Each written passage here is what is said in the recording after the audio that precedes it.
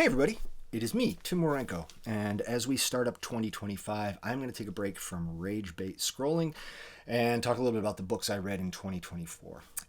Last year I read 54 books, and I'm going to do the brackets like I have done in previous years, a little bit differently this year. I'm going to do it like I did when I did the batshit crazy movie countdown that I did with the love of my life, Danny Marcus. So it's going to be a little more like that.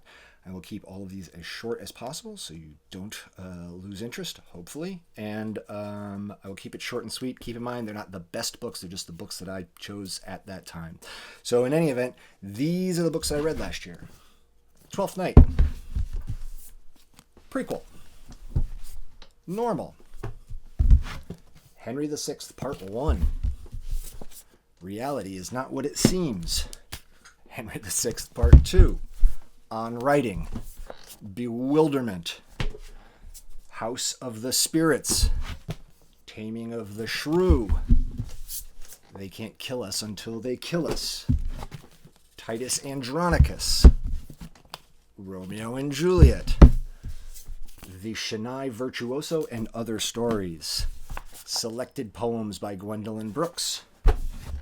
Richard III. Julius Caesar. Children of Time. Uncle Vanya. The Women of Troy. Secret History of Bigfoot. Richard II. James.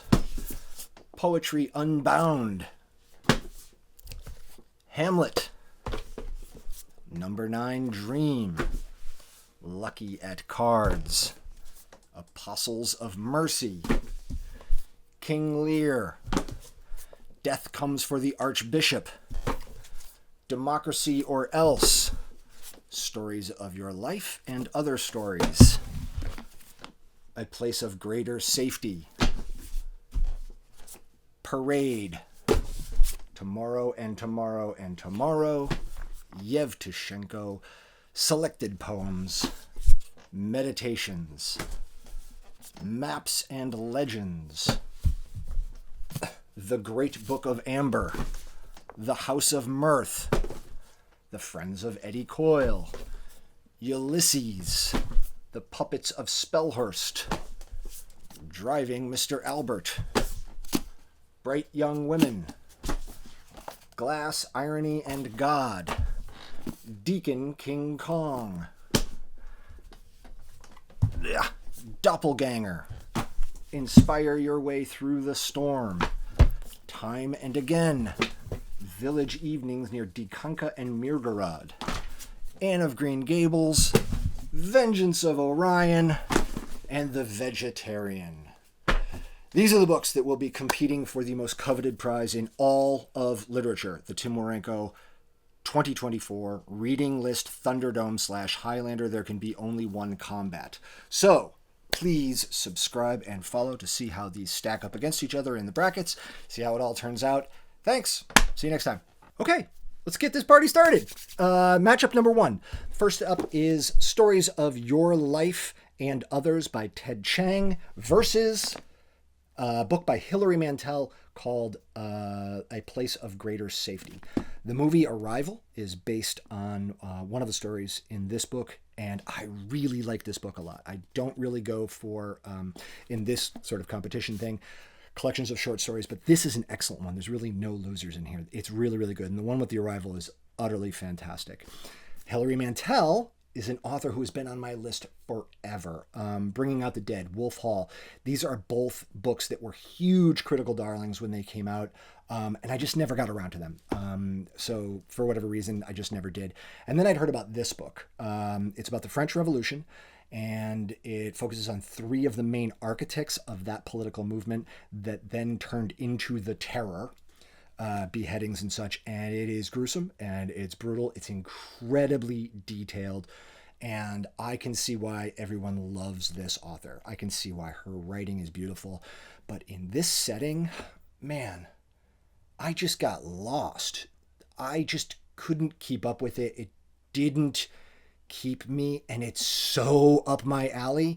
It's the kind of book that I really, really wanted to love, but it just didn't connect with me. I think I'm just too stupid for this book. So in this round, I got to give it to this collection of short stories by Ted Chiang, and it is excellent. Highly recommended. This is also very good, but man, it's really thick and dense and hard for me because, like I said, I'm an idiot. Anyway, here's the winner of round one. I will see you next time. Okay, we're moving right along. Next up, Democracy or Else versus Parade. Democracy or Else was written by Jon Favreau, John Lovett, and Tommy Vitor. They host a podcast that I love called Pod Save America. And I am a true blue liberal guy, and I love these guys. I really, really do. They put this book out prior to the election to inspire people to get involved and knock on doors. And I did. I knocked on doors. I did the stuff. And I'm not saying I'm bitter because I knocked on doors. It was a good experience. I would do it again. It was great. Happy to do it. We lost fair and square. It's just how it goes sometimes. Anyway, I wanted more out of this book. There's some stories in there. It's interesting. You know, they were former Obama guys. And it is interesting, and it is fun, and it is funny, and whatever. It's entertaining, but it's kind of light, and I really would love a deep dive real book from these guys. They're super smart. I love the work that they're doing. I really, really do. But unfortunately, they are up against the great Rachel Cusk. Rachel Cusk is an author that was introduced to me by my dear friend Amber Kuzmenko, and I love Rachel Cusk. Unfortunately, this is, I think, my least favorite book from her. But in this matchup, I'm going to go with Parade. I will talk more about it later.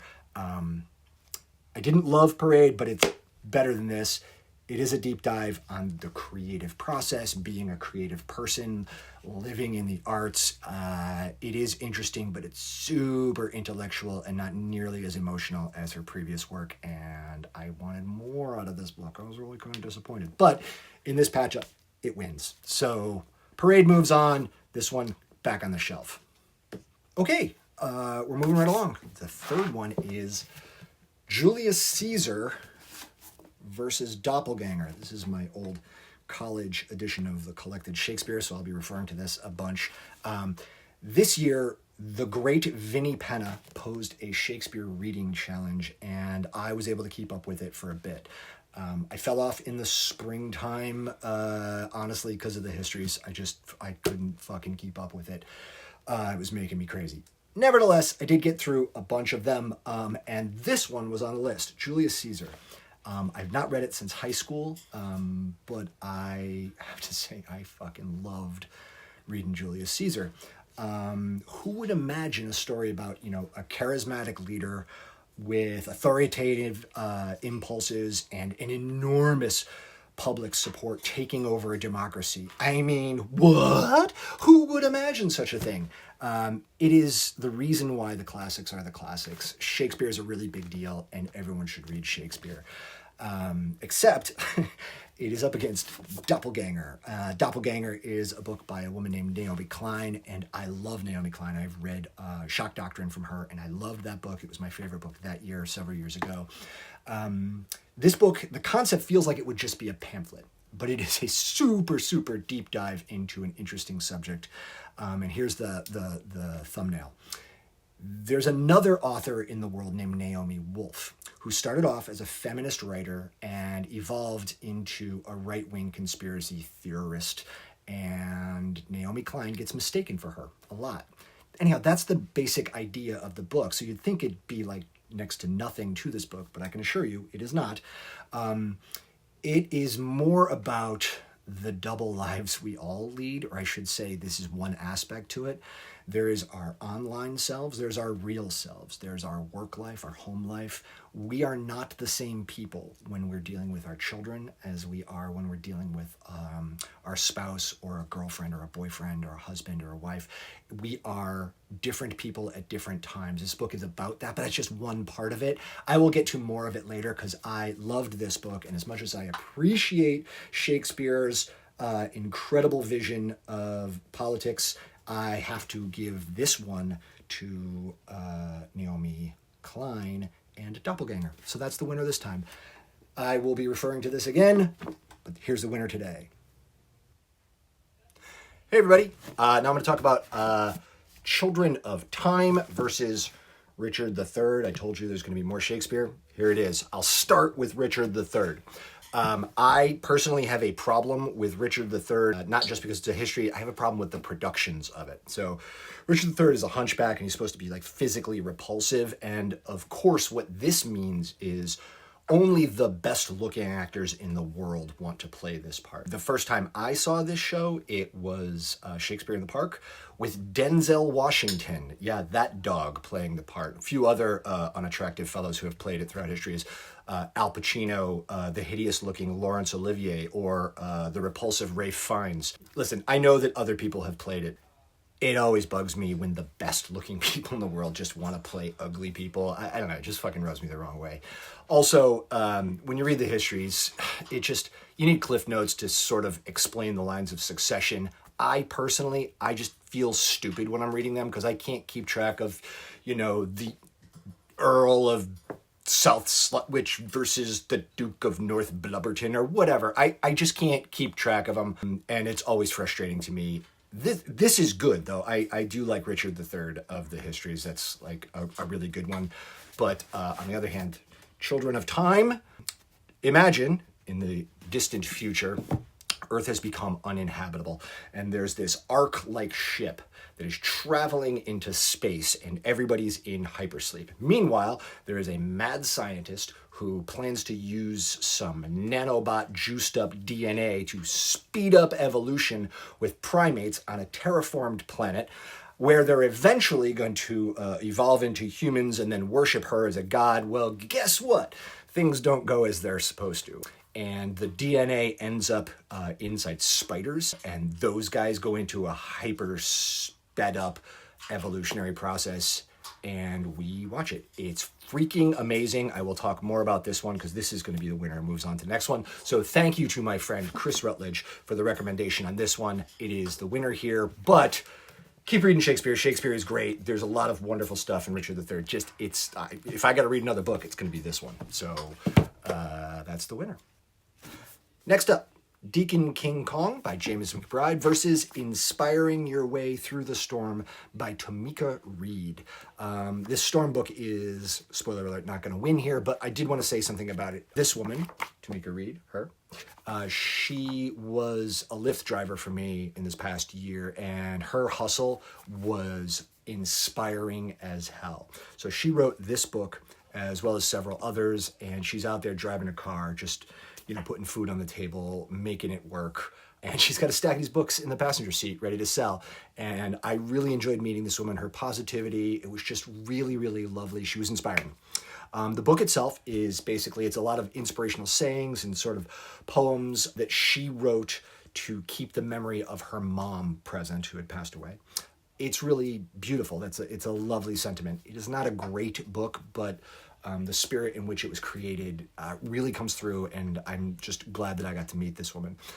Deacon King Kong, on the other hand, is so freaking good. I love this book.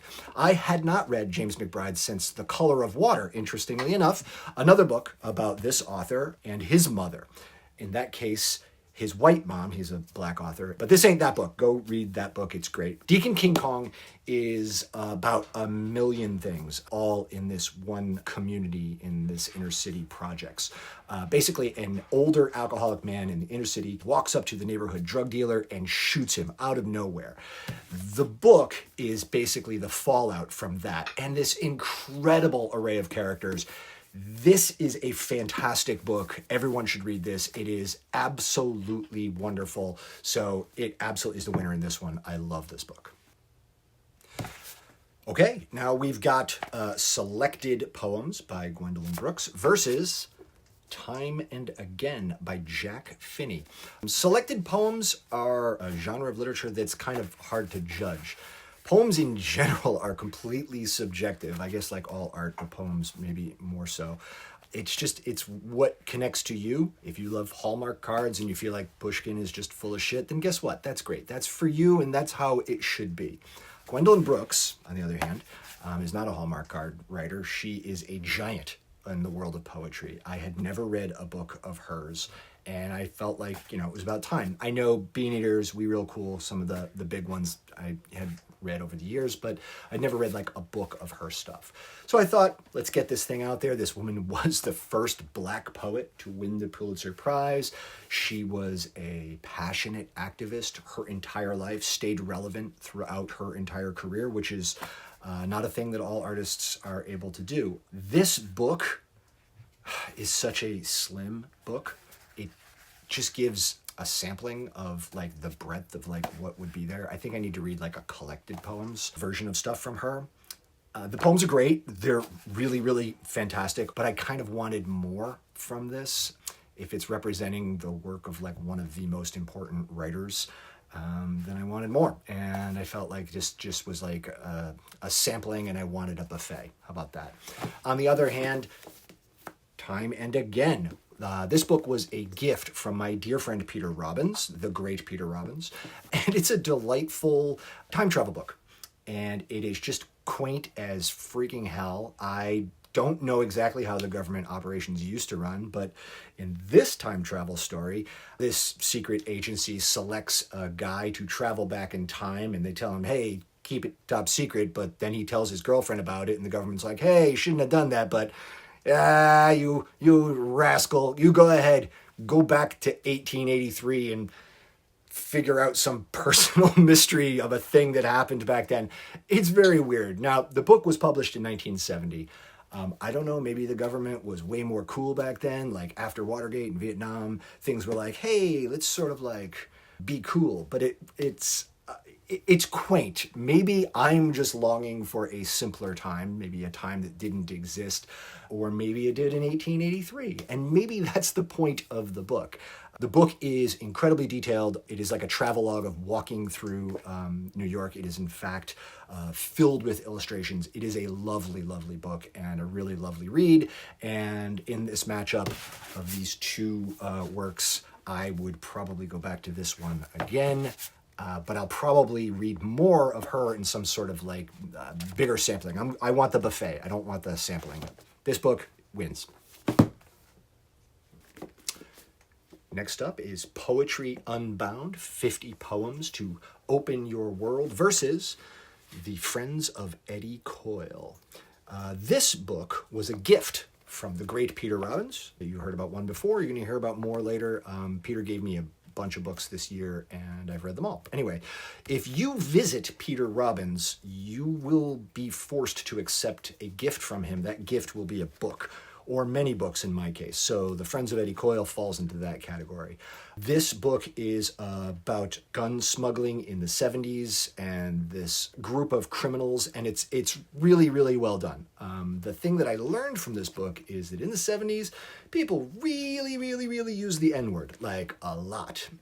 This book, you read it, and it feels like picking up a cigarette off the sidewalk in New York in the 70s. And I mean that in the best possible way. It's a glimpse into a world that just doesn't exist anymore. That New York is long gone, but it is really, really fun. It's a good book. I do recommend it. There's actually a movie of it also that's really good as well.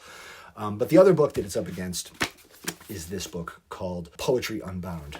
This is exactly the book you want to get if you are poetry curious and you don't know where to start. Padraig O. Tuwama, I hope I'm saying that name right.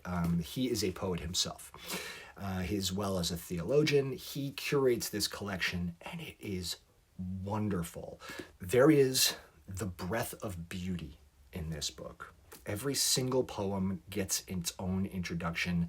It doesn't spoil it. It just opens it up to you, gives you things to look for, things to think about, things that maybe the author was talking about, and it's left open to you, so you just felt like somebody is holding your hand through this, and it is wonderful. It is the clear winner here, and I know poetry can be hard, but if you are thinking of getting a book of poetry, this is the one to start with. I really love this book. And the hits just keep on coming. We've got Prequel by Rachel Maddow versus Number 9 Dream by David Mitchell. David Mitchell is absolutely one of my favorite authors, and I love him. but I did not love this book. It takes place in Japan, involves a young man who's searching for his father. While he's grappling with the loss of his sister, he gets involved in some underworld dealings. He eventually confronts his mother, has lots of twists and turns. I didn't love the characters. I didn't fall in love with this book. I didn't love the style, which is normally the thing I love about David Mitchell.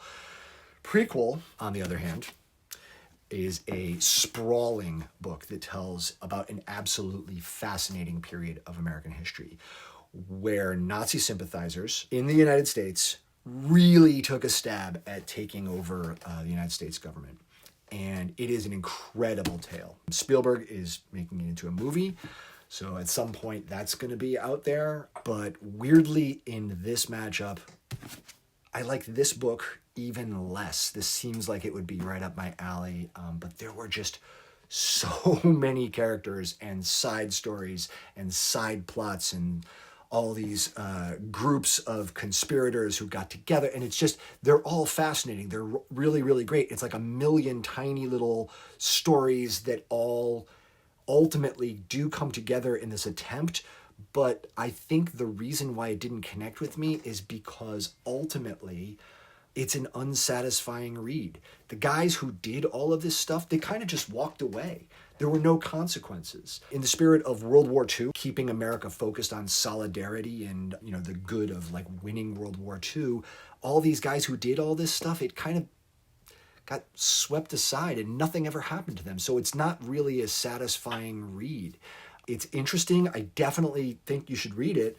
But in this matchup, right here and here, David Mitchell wins, but just by a hair. It's a very good book. It's not my favorite of his stuff. I was expecting more. I wanted more.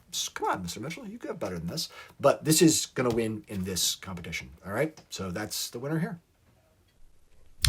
Okay, guess who's up against? Shakespeare. This time it is Hamlet, arguably the biggest of the big daddies of the Shakespeare world, versus The House of Mirth by Edith Wharton. And let me start by talking about Shakespeare, because this is the big one. It's the one everyone pulls all their monologues from. I'd read it before because of life.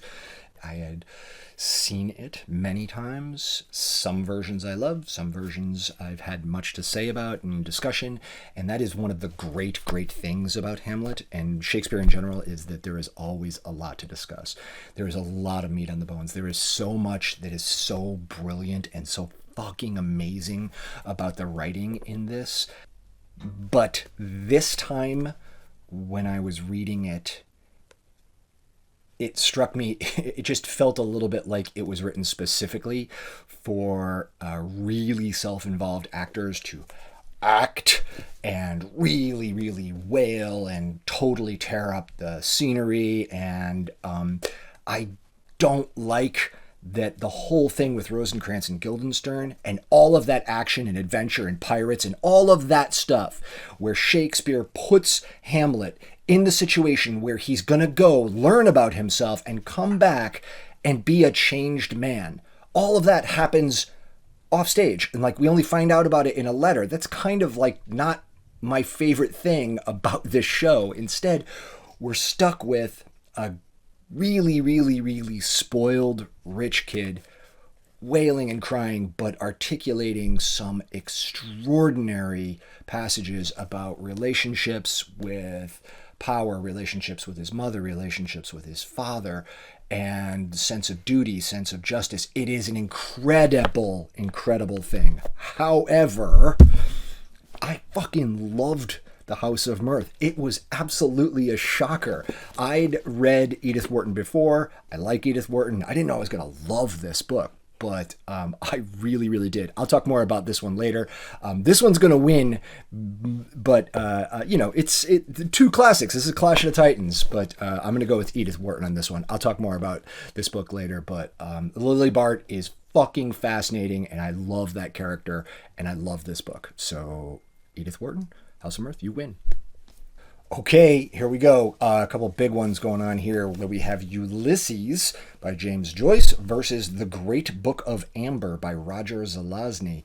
The Great Book of Amber is actually 10 books, all bound into one big-ass book. And let me just tell you, the first two books of this epic, gigantic, sprawling fantasy adventure. I fucking loved them. It was like this two-fisted adventure, lots of magic and intrigue, but by the third book, it started to get really confusing. There were lots and lots of magical things that would take place and would not be explained for 30, 50, 100 pages. Sometimes there'd be a reference to something. There was this little tiny detail 2 books earlier. I think I probably would have enjoyed all of these had I read them as they came out over the course of the 70s and the 80s. They came out like once every year, every 2 years.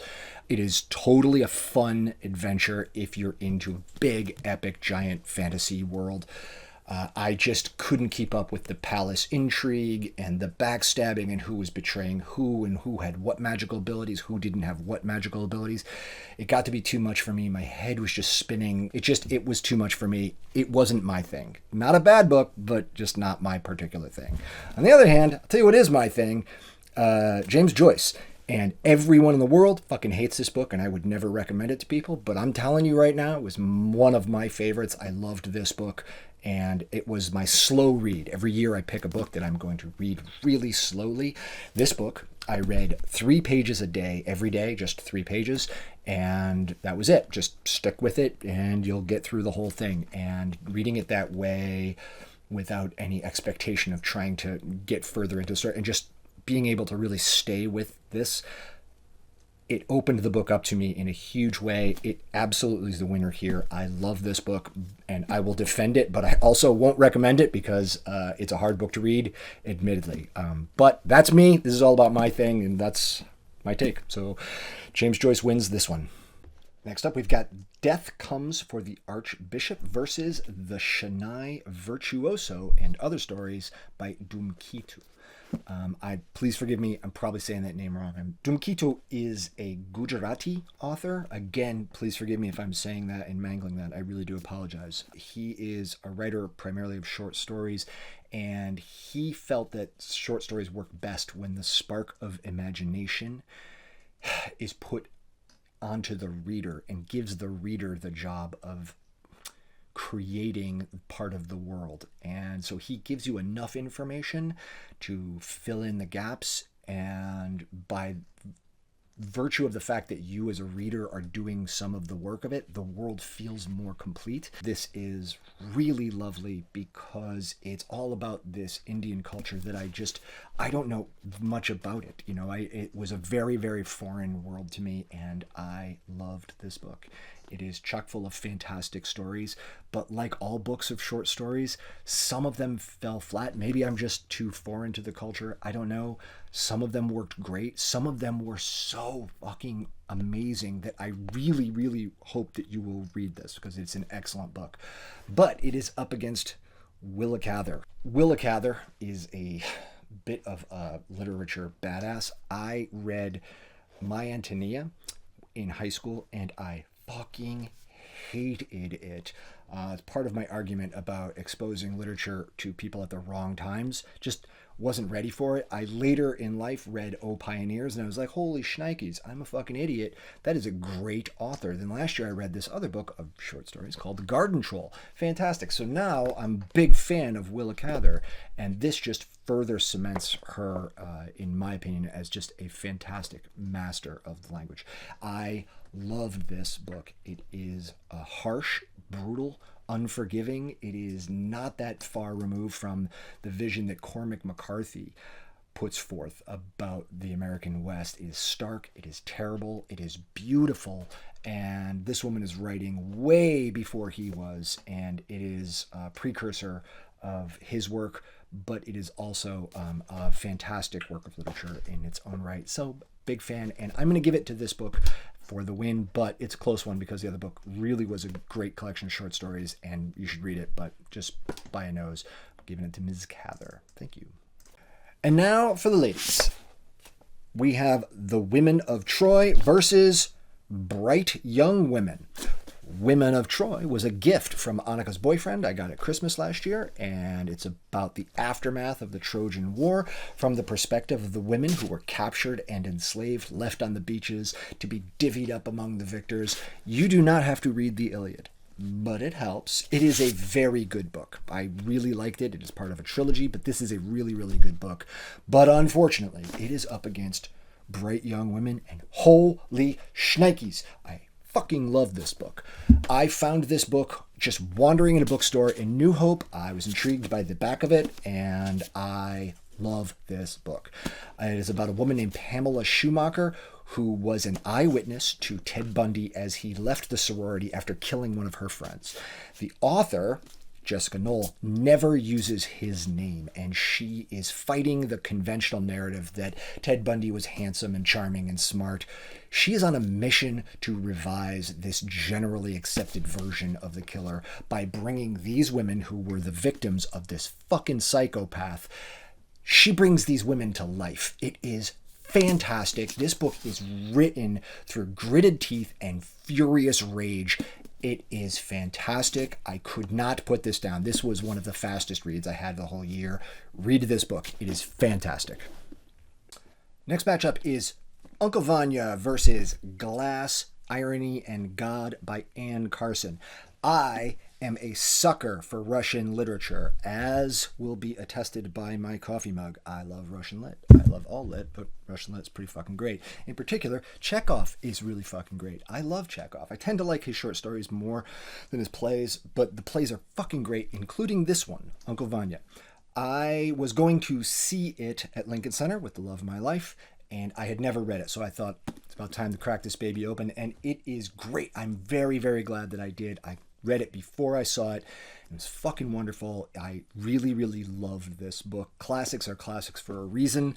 Everyone should read Uncle Vanya, except it is up against Glass, Irony, and God, which was written by Anne Carson. This woman is what she describes herself as a classicist. There's a poem in here called The Glass Essay, which is about a breakup of a relationship through the context of reading and deep diving into the works of the Bronte sisters. Now, if that is not your cup of tea, then pass the fucking cup, because I'll have two.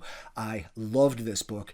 It is absolutely an egghead nerd's dream of a poetry book. So I don't even know if I can make it any less appealing to the general public, but I love this book, and I'm going to say this one wins. I mean, how nerdy does it have to be where you're like, Chekhov, not nerdy enough, give me someone who goes even deeper. Yeah, so I love Chekhov, but in this matchup, I prefer this book. I really, really like this book. So Glass, Irony, and God for the win. Okay, the Reading Thunderdome combat continues. This time, King Lear versus Yevtushenko selected poems.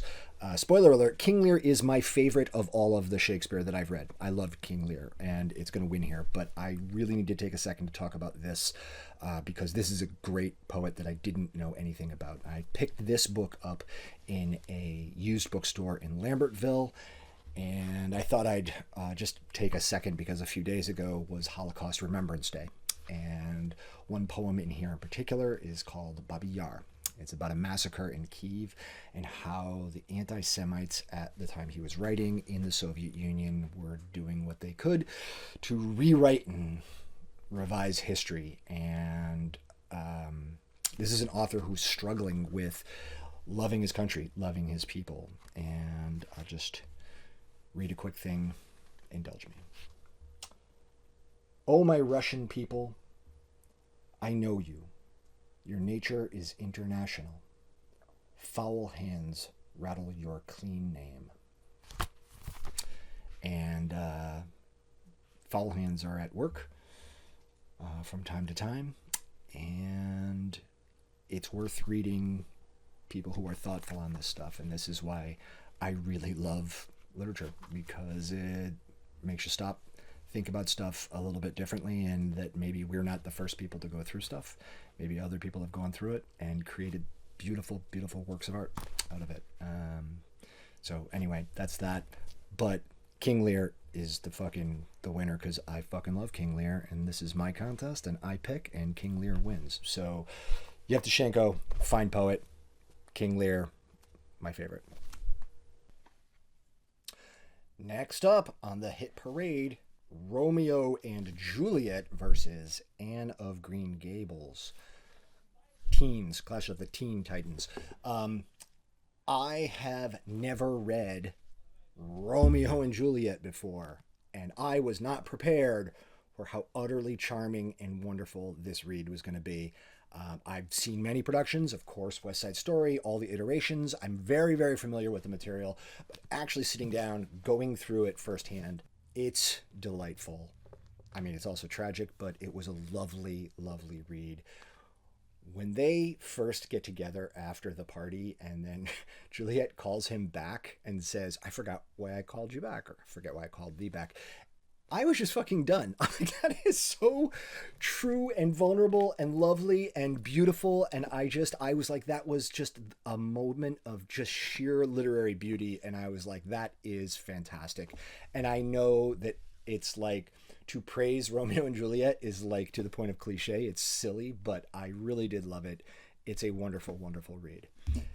Anne of Green Gables I had read before, and I love Anne of Green Gables so much so that this year I am reading all of Anne of Green Gables. I just finished this one last year, so I'm including it in this year's review. If you have never seen the movie version with Colleen Dewhurst and Megan Follows, then you should stop whatever the fuck you're doing right now and go watch it, because those two people were genetically engineered to play these parts.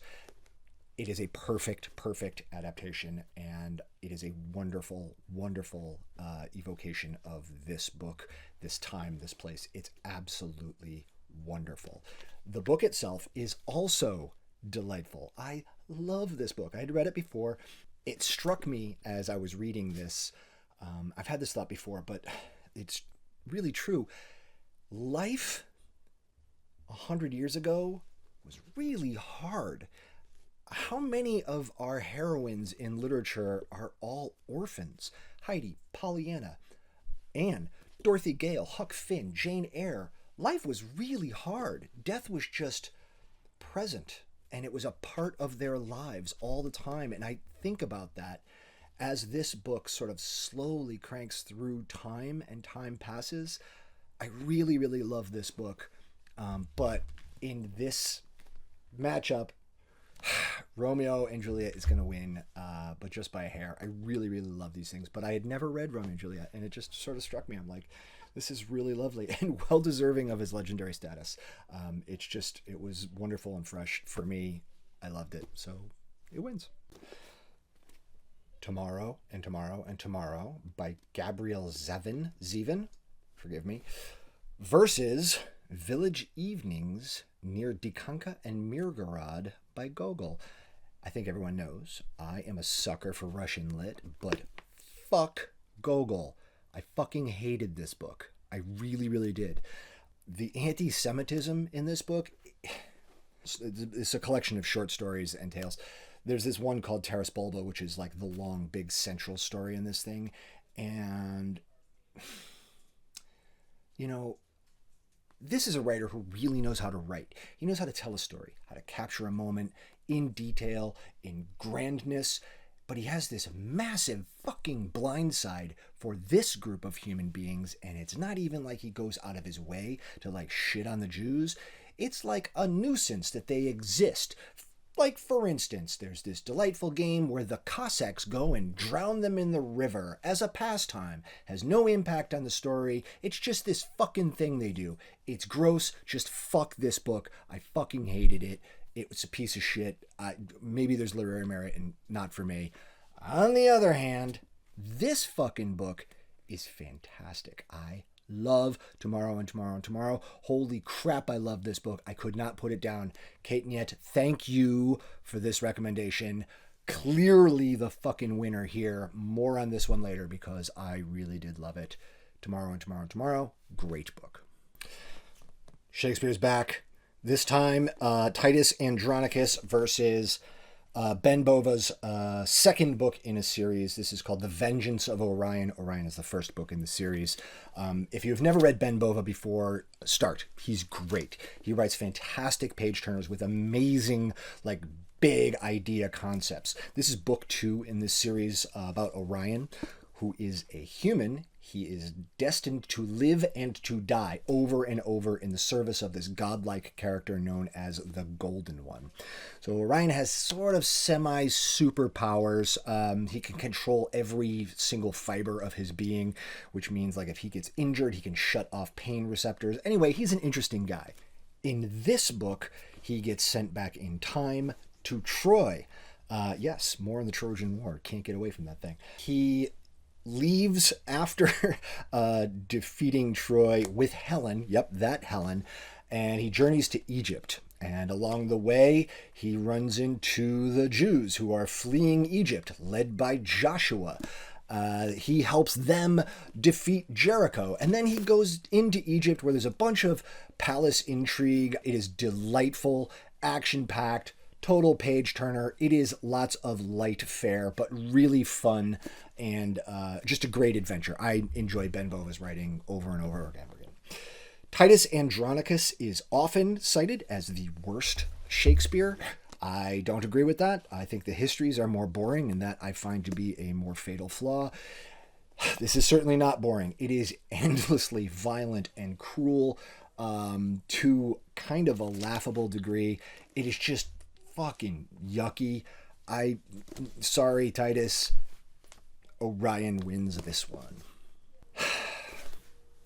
Next up is They Can't Kill Us Until They Kill Us versus the Apostles of Mercy.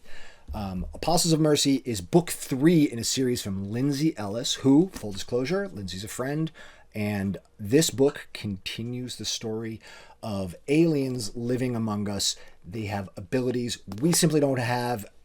It's amazing. But they are aliens. They don't have passports. So should they have rights?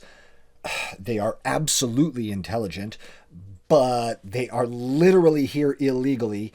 And the book takes that super, super seriously, and it is super smart. I loved this book. The world is completely on edge about what do we do with characters like this. They are culturally completely foreign and literally very dangerous. They have powers.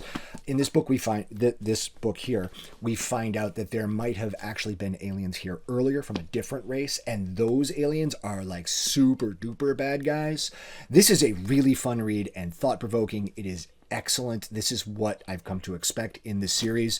No shocker. I think Lindsay is fantastic, but I'm sorry, you are up against Hanif Abdurraqib and this book, which just fucking blew my mind. It was totally unexpected. I can't remember why I even picked it up, but this book comes up all the time in my life since reading it. It has really stuck with me. I recommend it to people all the time. There are things I think about over and over and over again. It is a collection of essays about culture in America through the lens of music, all different types of music. Now look, I am old, see these white hairs, and I am white, if you have not noticed. So I had no idea how great Chance the Rapper is. Now, I love Prince. Prince is a fucking genius. That's my generation. I love that. But the essay on him performing at the halftime show when it's pouring rain and his one request of the stage manager is, can you make it rain harder? I mean, I get chills just fucking saying that. This is about Bruce Springsteen and the Wonder Years and My Chemical Romance and Fall Out Boy. All of these essays are really meaningful and thoughtful. It is about art that is all around us in the form of music.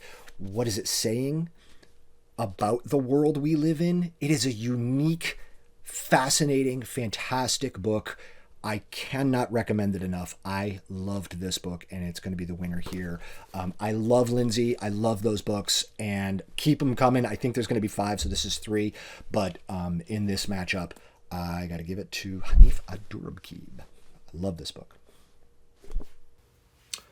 Next up, The Secret History of Bigfoot versus Driving Mr. Albert, A Trip Across America with Einstein's Brain. The Mr. Albert book first.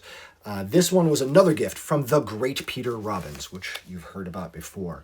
This is the true story of this young guy who befriends this man who stole Einstein's brain.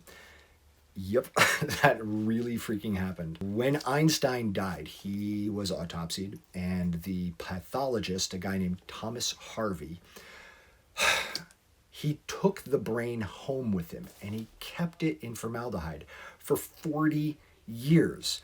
Well, the author of this book, Michael Paterniti, forgive me if I'm saying it wrong, he uncovers this story and he approaches this guy and they sort of become friends. And they embark on this drive across the country to return Einstein's brain to his daughter. It is a weird story. It is interesting. You stick with it because it's true and it's weird, but it is missing an emotional connection between the guy who hid the brain and the driver, and then the characters they meet. It's not as great a reality as I wanted it to be. It feels like a long magazine article. On the other hand, this book, The Secret History of Bigfoot, was one of the big surprises of the year for me. This was another recommendation from the great comic creator and horror legend Mike Lackey, another friend. He recommended this, and I gotta tell you, man, I expected some collection of sightings and encounters and that type of thing, but this book is so much more. I loved it. It is actually more about how we all believe in things for which there is no fucking real evidence. We exist in a world held up by faith. It's not about debunking people who believe in what they believe in, whether it be Bigfoot or whatever, but it's about how we choose to believe what we want, and we're ready to just fucking die on that hill. There's no talking to anyone out of a belief, and it is about that. And it does it through the lens of Bigfoot, and it was fascinating, really. I think because it was such a surprise for me, it totally gets the edge here. It is really, really an interesting book. I enjoyed it quite a bit. Bigfoot for the win. Thank you, Mike Lackey. Thank you, Peter, also. But Bigfoot emerges from the forest victorious. Okay, next up on the Thunderdome Express, where 2 books enter and 1 book leaves, we have these 2 books. With Shakespeare, we're talking about Richard II versus the Puppets of Spellhorst. I frequently refer to a production of Richard II that I saw in college as the single worst thing I've ever seen in a theater ever. It is up there. Patty, I love you. Forgive me. You were in it. You were great. But at the end of 3 hours, I had no idea what that was about, which is usually the opposite of productions of Shakespeare. Well, I have now read this, Richard II, and I understand the story a little bit more. But I've said this before, I really just don't connect to the histories. This one is about Richard II. It's about his court, which I didn't really care that much about until, guess what? There's going to be like a trial by combat, and you'd think things are really going to get going, but Richard freaking cancels it and refuses to make a choice. And if we have learned anything from Rush, it is this. If you choose not to decide, you still have made a choice. Guess what? Shockingly, doesn't work out great for Richard.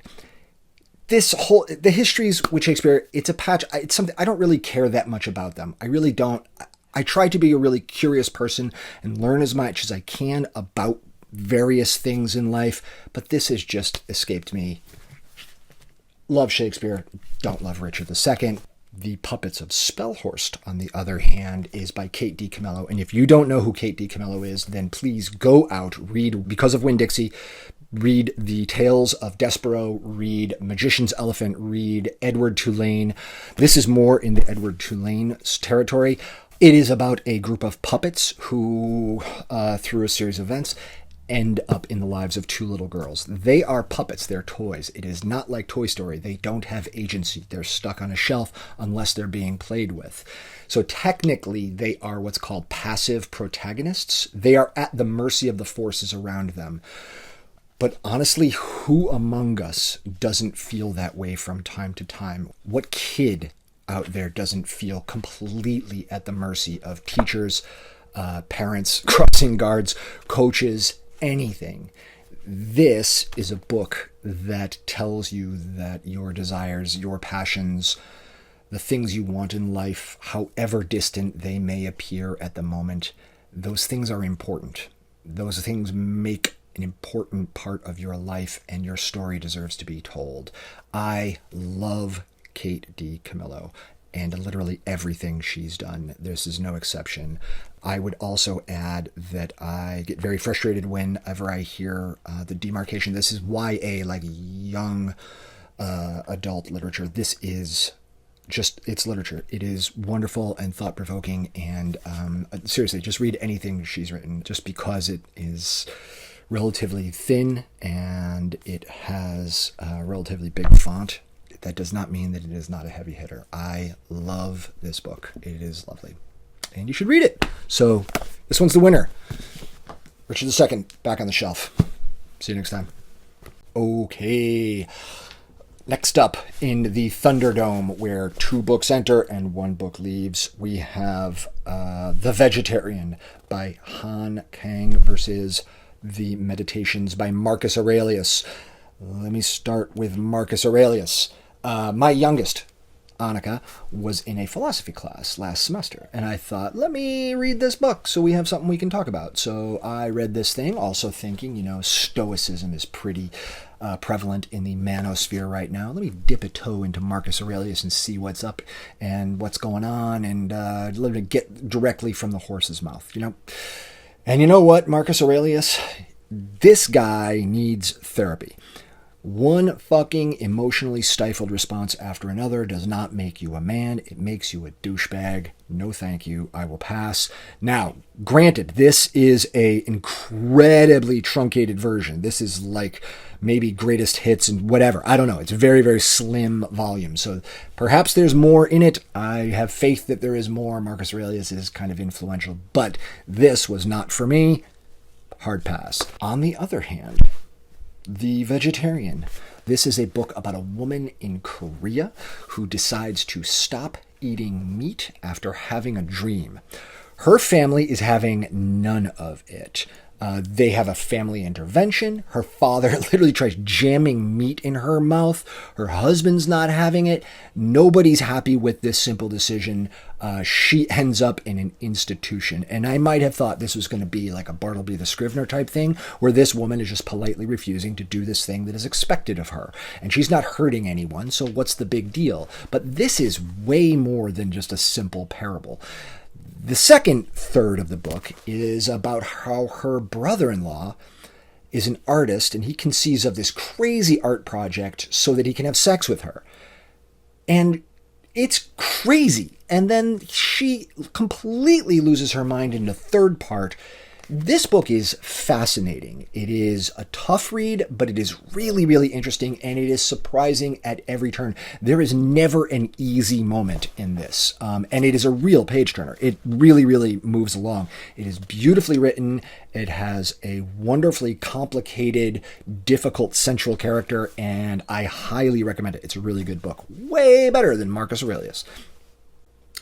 Next up, 2 books enter, 1 book leaves. We have Lucky at Cards versus Maps and Legends. Let me start with Lawrence Block. He is a fantastic pulp writer. Violence, crime, sex. It is fantastic. This one's about a card sharp who's on the run, tries to settle down, get a regular job, and, at dinner with his boss, he meets his boss's wife, who, shockingly, is smoking hot. I know. Who would have thought? Well, they come up with a way where they're going to kill the boss, her husband, and then they're going to make off with the money, and it's great. It is fantastic. It is a total page-turner. Beach read. Great beach read. Really, really, really good. Maps and Legends, on the other hand, by Michael Chabon. I got this on a whim because I love the printing and I love the book. It's really great. I fell in love with it in the first chapter where he talks about being a kid and reading Lloyd Alexander. Well, I did too, and I loved this book. It is a collection of essays. It is memoirs. It is about the joys of reading, the joys of writing. It is about a writer's sensibility, the things that influenced him in his life and what his career was like. This is a book for book lovers who love reading and writing. It is the winner here, but it is just It is lovely. It is a very niche, weird little subject, and I loved it. It was really, really enjoyable. But both are really good. But this one is not going to win. Instead, I got to give it to Michael Chabon. Fine book. Thanks. Next up in the Thunderdome, 2 books enter, 1 book leaves. We have Twelfth Night, which had a bye in the first round, and it is up against the winner of a previous match, Stories of Your Life and Others. Let me start with Twelfth Night. This is silly. It is absolutely totally fun, but it's utterly ridiculous. Brother and sister twins are separated by a shipwreck, and each of them think that the other is dead. But Viola, the sister, she disguises herself as a man. I know, she's in drag. So go read this while you still can before it fucking gets banned, because we live in fucking insane fucking times. So yeah, this is probably going to end up on the goddamn list. Anyway, she goes to work with Duke Orsino. Mistaken identity, shenanigans abound. It is light and it is delightful, but it is silly as hell. Stories of Your Life, on the other hand, is not silly as hell. It is super, super serious.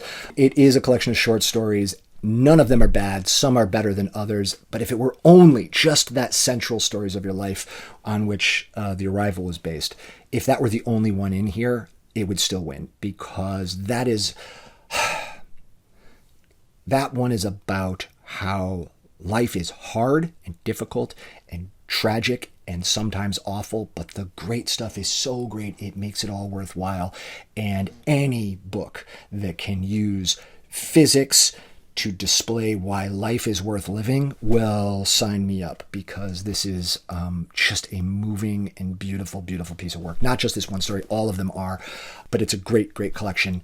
I really, really recommend it. So this one is the winner. But definitely check out some Shakespeare before it gets banned, because we live in crazy fucking times. Great book. Oh boy, here we go. I have to tell you, I love both of the authors that are in this round, unfortunately. 2 books enter, only 1 book can leave. In this case, I'm talking about James by Percival Everett versus Parade by Rachel Cusk. James is the story of Huck Finn, but told from the perspective of Jim. It is a fucking amazing piece of work. Now, if you saw the film American Fiction, which you should because it's excellent, that movie is based on a book called Erasure. Erasure is also by Percival Everett. This is an author I did not know before. That movie got me interested, and I really, really feel like what a loss that I had not known this author before. This is a multifaceted genius. I am very happy to say that James is fantastic. It is funny, it is harrowing, it is heartfelt, it is smart, it is absolutely fantastic. You do not have to have read Huck Finn to get it. I think it adds an extra dimension to the experience. And I'm saying this as somebody who loves Huck Finn. I love Huckleberry Finn. But knowing that and getting a different perspective on it, it is great. I love it. Parade, on the other hand, is really interesting. It's like a lot of gymnastics taking place mentally. The main character in this is known as G only. Sometimes that character is a woman, and sometimes it's a black man, and sometimes it's from a different time in different chapters. So ultimately, this becomes about struggling to maintain identity as an artist. Shifting identities, shifting periods, but always in pursuit of art. It's a bit heady. So it comes down to really, really smarty pants stuff versus brilliant shotgun blast of amazingness. And this one's going to win. I loved James. It is absolutely the winner. You'll see it on everyone's top 10 list from last year. It's fantastic. And believe the hype. It's great. Okay. From this point forward, it starts to get hard. I have got up next Deacon King Kong versus Doppelganger, and almost every book from this point forward is great, like really great. So it starts to get really difficult. I'm going to start with Doppelganger, okay? This is one of those books that gets under your skin, and it stays there for a long time after you finish it. The word doppelganger deals with the idea that we have doubles, of ourselves in the world. And we do. We have our online lives, we have our real lives, we have our lives with our spouses, we have our lives with our romantic partners, we have our lives with our children, we have our life with our parents. We're never the same person. So there's this duality that exists that all of us have.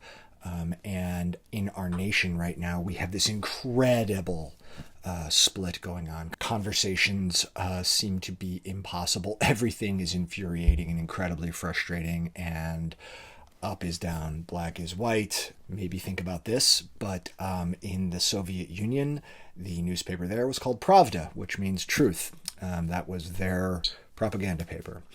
Anyway, I had read Shock Doctrine from Naomi Klein before. It was one of my favorite books back then.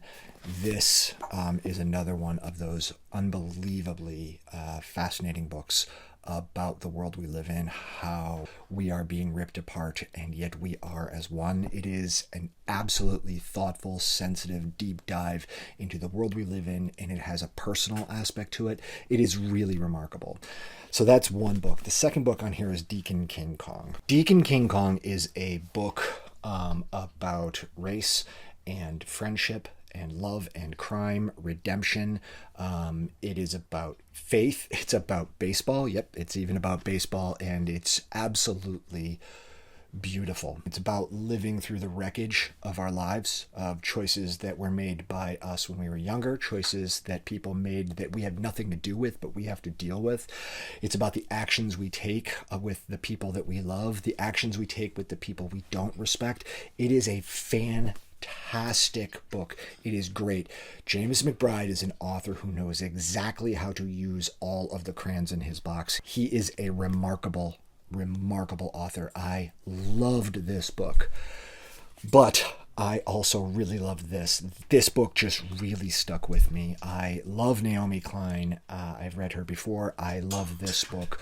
This is the kind of book you read it with a pen and you just sit there and you highlight things and you underline things. You make notes in the margins. It is a deep dive that invites you into it a little bit more. It is extraordinary, but it is a very thinky book. It's very heady. This is an emotional roller coaster, and it is fantastic. Everyone should read this, but in this lineup, I'm going to give it to Doppelganger, but just by a hair. I love this book. It just stayed with me a little bit more, so it wins. It's great.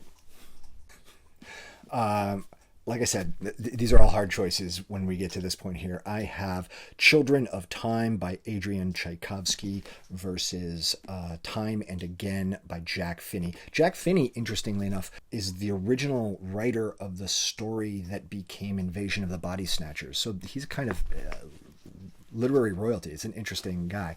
Let me start with Children of Time. This book takes place over tens of thousands of years.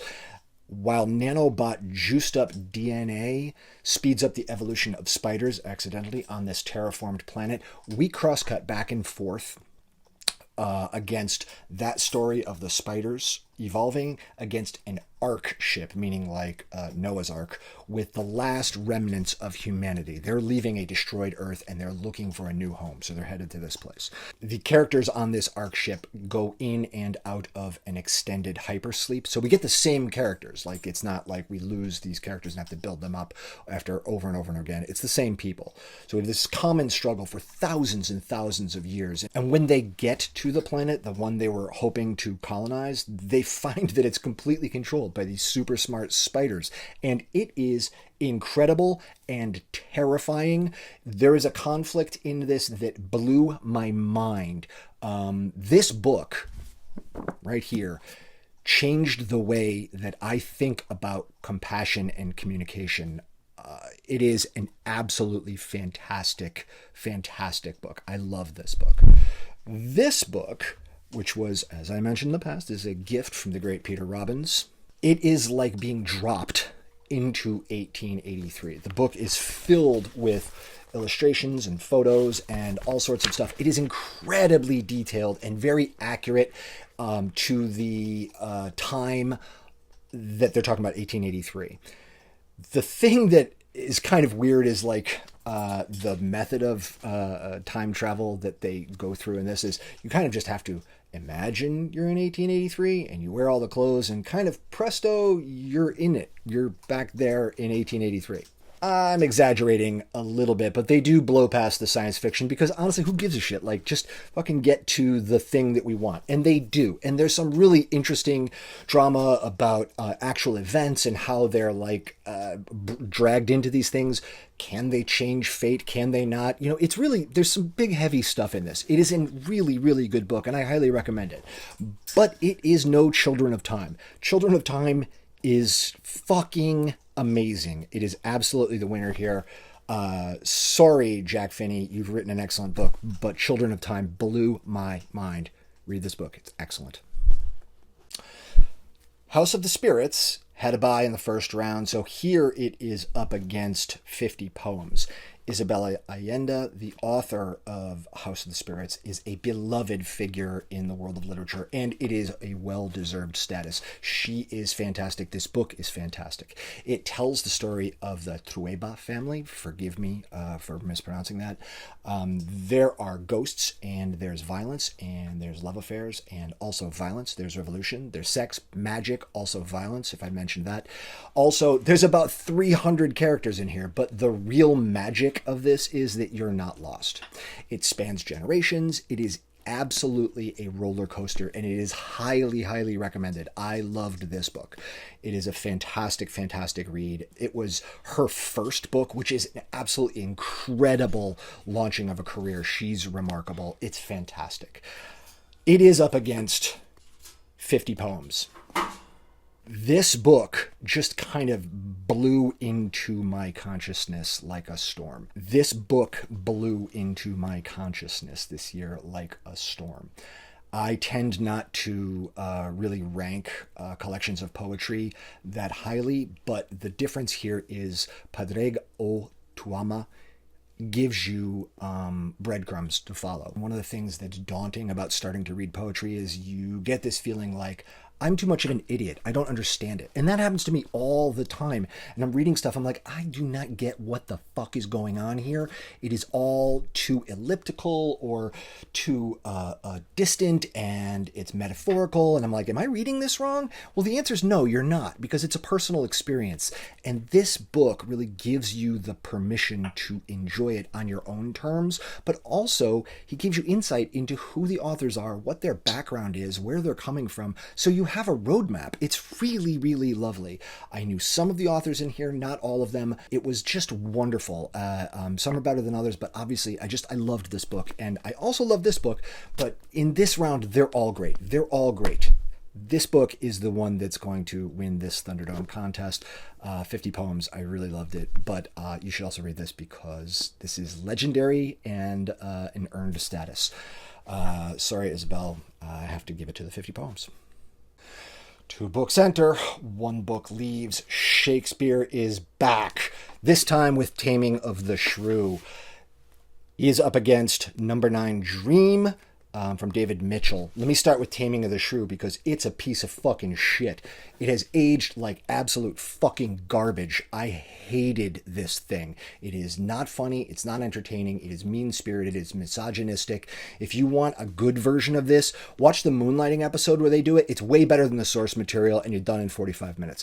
Scholars twist themselves into knots to find points where Shakespeare is not being an asshole or misogynistic, but they're far and few between. Skip it. It sucks. I fucking hated this. It was a chore. Number 9 Dream is not my favorite David Mitchell book because the David Mitchell stuff I fucking love. Not my favorite, but way better than Taming of the Shrew, so it wins and moves on. Back on the bookshelf with Taming of the Shrew. Next up on the Thunderdome Highlander Challenge, there can be only one. I have Bewilderment by Richard Powers and The House of Mirth by Edith Wharton. Let me start with the Edith Wharton book, The House of Mirth. I love this book. I love Lily Bart. There's a complicated thing going on in here, though, that just kind of recently came to my attention. Now, I am not Jewish. The love of my life is, and I kind of tune into things that are anti-Semitic or not. I did not realize that on her deathbed, Edith Wharton explained that she hated Jews because of the crucifixion, which is fucking weird. Anyhow, there is a character in here who is Jewish, and I did not connect the characterization of him as a negative character, his Jewishness. I connected it to the fact that he did not come from old money. I'm talking about the character of Rosedale. He made his own money, and he was sort of a self-made man and a bit of a social climber, and everyone in that world kind of looked down on him. But I didn't catch on to the anti-Semitism going on there. But it gets complicated because Rosedale, ultimately, he's a good guy. He really tries to help Lily Bart. It is, despite Edith Wharton's, I guess, her significant anti-Semitism, she gives him that, I don't want to say heroic, but he really does reach out to her. He is kind to her in ways that the people who are supposed to be looking out for Lily are not. And Lily's wonderful. I loved this book. I really, really did. I felt like I felt the trapped nature of this character in this world, and it just felt like maybe she was born in the wrong time. I loved Lily, and I just wanted her to succeed. It is a tragic thing, but I loved this book. I really, really did. On the other hand, we have Bewilderment by Richard Powers. Richard Powers wrote a book called The Overstory. It's one of the greatest fucking books I've ever read. Everyone should go read Overstory. It is fantastic. I love it. And that's what made this book really disappointing. It is about a father whose job is an astrobiologist.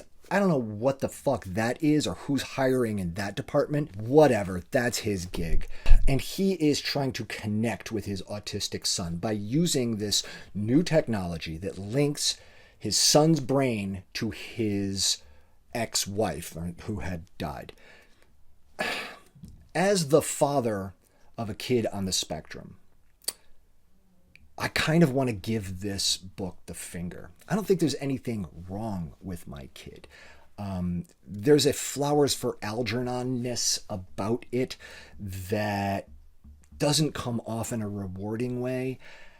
Now listen, my kid is not severely autistic. There's parents out there who just are in a desperate struggle with people in their lives who have severe disabilities, and I'm not talking about that. I don't think this book is doing anybody favors in that camp either. But I loved The House of Mirth, and it's definitely the winner here. This was a disappointment. Sorry, Richard. You are an absolutely brilliant author, but this thing, I just didn't connect to any portion of it in any way. House of Mirth, clear winner here. Next up, we have On Writing by Stephen King versus Ulysses by James Joyce. On Writing is a book that was recommended to me by my friend Stephen Pakula.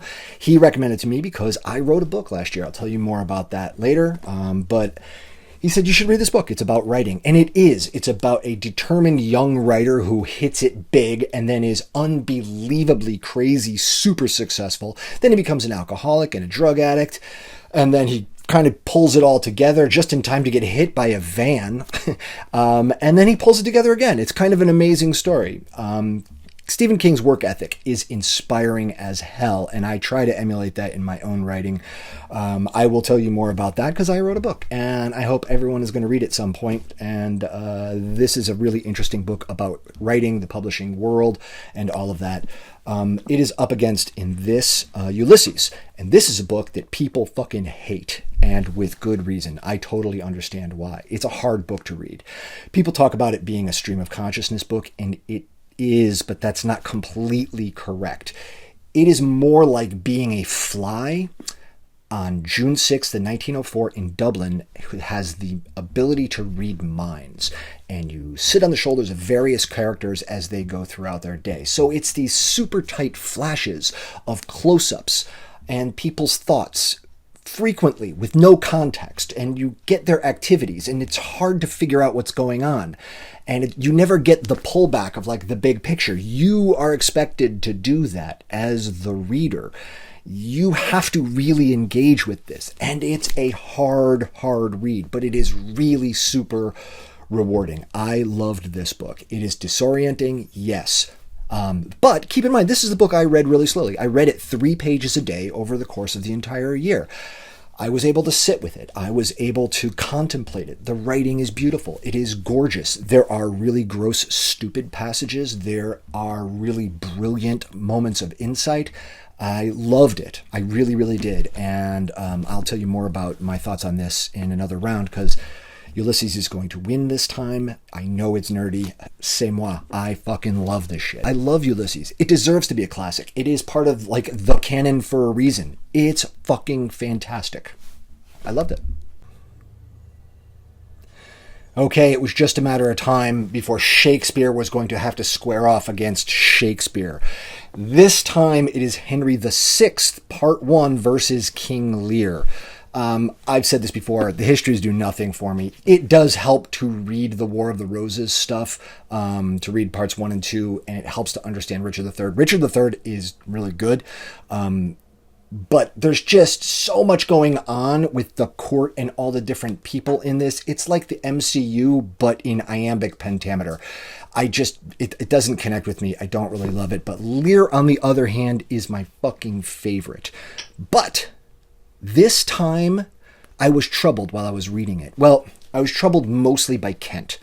Kent is the character who is hopelessly loyal to Lear. No matter what Lear does, he just follows along, and it is disheartening to watch. Lear is an asshole to basically every single person around him, especially Kent. And I am as liberal as it comes. So if you see a political party out there that is being loyal to someone who treats people like shit on a regular basis, then you might say this is really, really, really prescient. But here's the other thing. Like I said, I'm as true blue liberal as they come. And it pains me to see people blindly loyal to Trump. But weren't we liberals prepared to vote for Biden? He was way too old.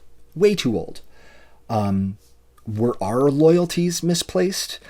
The cruelty of Trump, easily identifiable in the cruelty that Lear levels against his own children.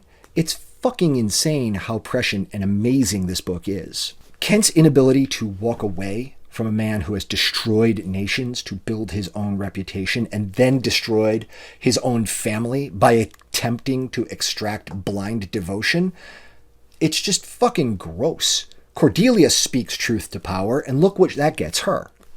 She is the daughter of the king, and even that privilege doesn't do her any good. So that's what proximity to power gets you if you're not willing to play ball.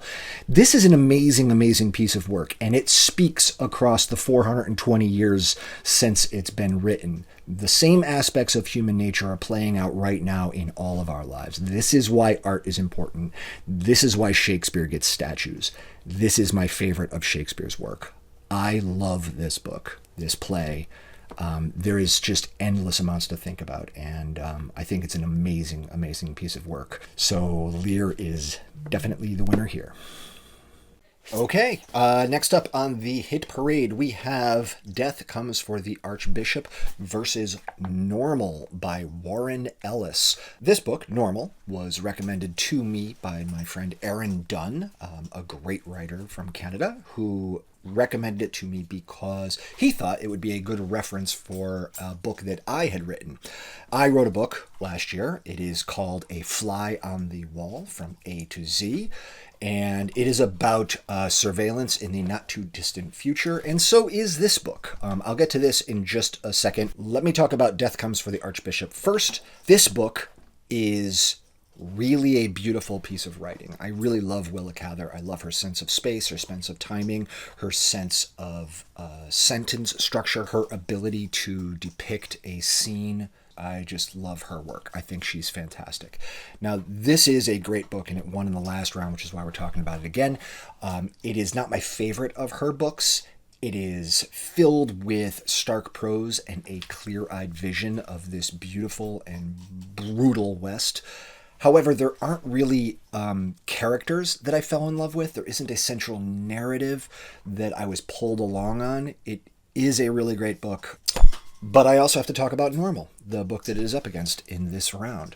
Normal is a really interesting sci-fi book. It is about a group of futurists. Yep, another one of those jobs that everybody knows someone who's a futurist. So, I don't know, that's fucking weird. I don't love that. But whatever, it's not a big deal. These guys are, they're locked up in a sort of think tank / mental institution where they might or might not be going crazy. And they are right about some strange things that are going on. It devolves into a nightmare world of surveillance. It's a pretty slim book. It is a quick read. It is full of big, heady ideas about that type of world. But so is my book, so read my book. My book is about surveillance in the not-too-distant future and the abuses of power that stem from that. And I'll tell you what book is not about that. Death Comes for the Archbishop. These are both really good books, but I'd have to say I preferred this book a little bit more. I just thought the ideas were bigger. It still didn't have like central characters that I really fell in love with, but it was better than this, I think. So I'm going to give it to Death Comes for the Archbishop. Willa Cather again. I love Willa Cather. 2 books enter, 1 book leaves. Romeo and Juliet by William Shakespeare versus Bright Young Women by Jessica Knoll. Romeo and Juliet first. This is an absolutely delightful tragedy, which is a weird thing to say. It is about first love, and it is absolutely filled with that breathless anticipation of meeting the first love of your life. It gets it so right. The tragedy of it is deeply fucking heartfelt. I really, really am so glad that I finally read this after having seen multiple versions of it in various incarnations. Anyway, thank you, Vinny, for this. However, this was a fucking roller coaster. I loved Bright Young Women. It's going to win here. I really could not get enough of this. Jessica Knoll, the author, just pours endless amounts of derision all over that piece of shit Ted Bundy. Ted Bundy, the serial killer, is always associated with being so fucking handsome. I mean, Zac Efron freaking played him in the movie, which is... The narrative kind of assumes that the victims were just swooning idiots and that Ted Bundy was this charming, handsome guy who also was like brilliant because he defended himself in court. This book is just filled with the rage of knowing what the reality of that piece of shit was like. It makes it really clear what was going on. It is infuriating that no one was listening to these women as they were stating clearly what was going on. It's absolutely a fantastic, fantastic read. I really highly recommend this. It is a real page turner. I really loved it, and it's definitely the winner here. Next up in the Thunderdome Highlander, there can be only one challenge. 2 books enter, 1 book leaves. These are the books. This gets harder and harder as we go. Glass, Irony, and God by Anne Carson versus Tomorrow and Tomorrow and Tomorrow. I loved both of these books. I really did. The emotional ride of the friends in Tomorrow and Tomorrow and Tomorrow. Tomorrow and Tomorrow and Tomorrow is an emotional roller coaster. It is absolutely one of the most interesting books about relationships because there is no romance in it. The central relationships are built around friendship. That is not a thing that happens that often. It is an inside look into the world of video game development and the artistry of the people that create these things. It is absolutely fantastic. I loved this book. Thank you, Kate, for recommending it. It was great. I also loved this book, Glass, Irony, and God. It was freaking fantastic. It is a slim book of poetry, so do go out and get it. It is really, really great. It is a bit more heady. It's not as emotional. There were several times where I had to go to Wikipedia to go, what in the hell are you? Oh, then it becomes more meaningful. So there's like homework that goes with this, and that is not a bad thing. It just invites you into a deeper dive of the knowledge that this person wields like a paintbrush. It is fantastic. But this book, Tomorrow and Tomorrow and Tomorrow, is going to stay with me longer. I loved this book. Please get both of these, but in a head-to-head matchup, I got to give it to Tomorrow, Tomorrow, Tomorrow. Fuck. Ah, shit. This is hard. I love both of these books, which is you're going to hear that a lot as we get further and further down the list. Puppets of Spellhurst versus They Can't Kill Us Until They Kill Us. Let's start with the Puppets of Spellhurst. They're toys. They're not like Woody and Buzz. They can't move around on their own. They are at the mercy of the whims of those who play with them. But they have inner lives. They have desires, passions, dreams, relationships all their own, and they talk to each other. They have interpersonal relationships. They're real individuals, but they can't act on their environment. They're at the mercy of the world around them. But who among us hasn't felt like that? Who among us has not felt utterly powerless in a world that is so vast and constantly swirling and incredibly confusing? Kate DiCamillo is writing for kids. There is a lot to be said for putting characters like that front and center in a book. She did this with another book called Miraculous Journey of Edward Tulane, which is a great book also, but not what we're talking about today. I love everything that she's done, and this is no exception, but it is up against They Can't Kill Us Until They Kill Us, which is a book I have thought about probably every day since I read it. I'm just going to read one small passage. It is jarring what we let fear do to each other, how we invent enemies and then make them so small that we are fine with wishing them dead, how we decide what safety is, how ours and only ours must be gained at all costs. That is in an essay about pop culture. I read something like that and I can't help think about the way that my trans friends are depicted, and it scares the living shit out of me. The way we depict people, the way that we see them as our enemy or not our enemy is deeply fucking troubling. And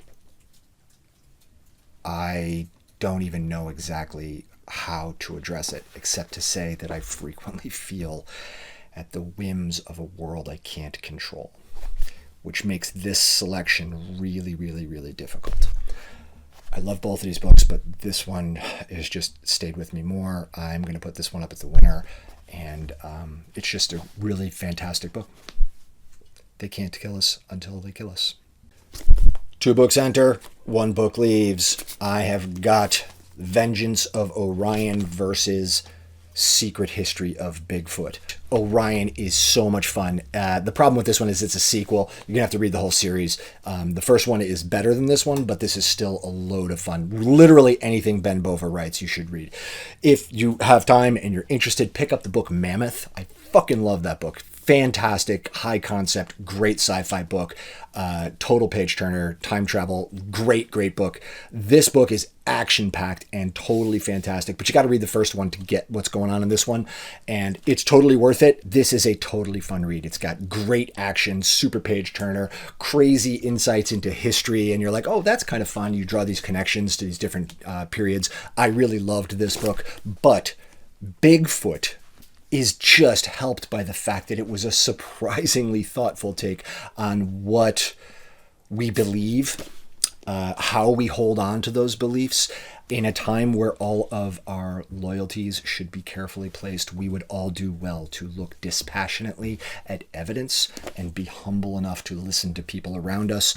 This is a fantastic dive into that subject, and I really, really enjoyed it, especially because I thought it was going to be some sort of cheesy Bigfoot. It has plenty of Bigfoot stuff in there, don't get me wrong, and I'm a sucker. I fucking love Bigfoot, which is why I got this. Thank you, Mike Lackey. Great recommendation, but it is much bigger than just that. I really, really recommend it. It's a great book.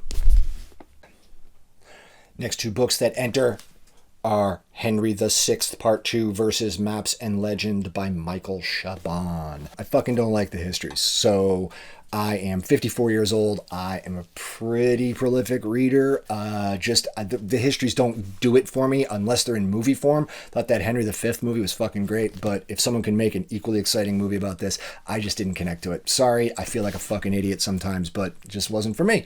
And that's how this thing is. Maps and Legends, on the other hand, I completely connected to. It's not just because he mentions Lloyd Alexander, one of my all-time favorite writers as a kid, and as an adult, I love that. And I love that he loved that, but it's just an offhand mention. This is a book about him as a writer and his influences and the things that inspired him and the things that happened to him along the way in his career. Now, listen, I am also a writer. Now, despite our huge discrepancy in success levels, Michael Chabon is a fucking genius. I felt deeply connected to him in this book. And what is that? That's the magic of writing. It is just a wonderful book for writers and readers. I loved this book. We've reached the last pair of books to enter the Thunderdome in this whole round. We have Reality is Not What It Seems versus The Vegetarian. The Vegetarian is a tough book. It is a harrowing book about a complicated character that you want to sympathize with, but she keeps making quite demonstrably crazy choices. But she's also the victim. She's also active, and she's not just the victim. It is a really complicated, thought-provoking book. I really, really loved this book. Reality is Not What It Seems is a science book. Now, a long, long time ago, I used to be pretty good at math. And I used to read a lot of books on science, physics, math, all this sort of thing. And I've kind of fallen off that. This was the only science book I read this year. This is like a history of physics, and it goes back to the Greeks, tracing the evolution of thought and experiment on describing reality. And I love how he continually brings in poets and arts as another window into describing the universe. My favorite thing about this book is his insistence that the joy of science is not in being right, but it's the journey to describe the fabric of existence by being courageous enough to be wrong. That's how science works, and it's a beautiful thing. And we would do well to consider that in an age where science is being disregarded with no respect for the absolute rigor of what these guys do to keep reality on track. But I think The Vegetarian wins here. Just maybe because it was the last book I read of the year. It's freshest in my memory. I don't know. You gotta pick one. They're both so different. They're both really excellent. This is just a tougher read because it does have math in it that is a bit conceptual, a bit heady, a little bit hard to follow. And so if you're not down for that sort of thing, this is not your book. This is the one that wins. Oh my goodness gracious, round 2 is done. We're on to round 3. We have Stories of Your Life and Others versus Doppelganger. Doppelganger. I once heard it said that the difference between conservatives and liberals is that for conservatives, things are simple. You're out of work, it's because you're lazy. Liberals, on the other hand, see everything as infinitely fucking complicated. You're out of work, maybe you're injured on the job and insurance didn't pay out and things got worse. Or maybe what zip code were you born in? Maybe there's educational issues driven by property taxes or because of redlining or zoning.